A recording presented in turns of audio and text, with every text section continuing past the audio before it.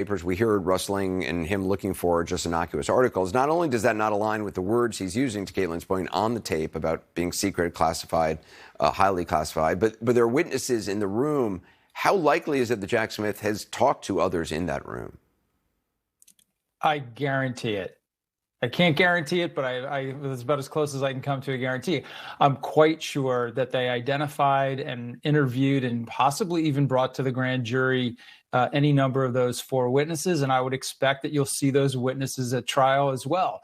And if any of those witnesses takes the stand, they'll be asked things like, they'll stop the tape at a particular point and say, okay, at that moment when he made that comment, what was in his hand?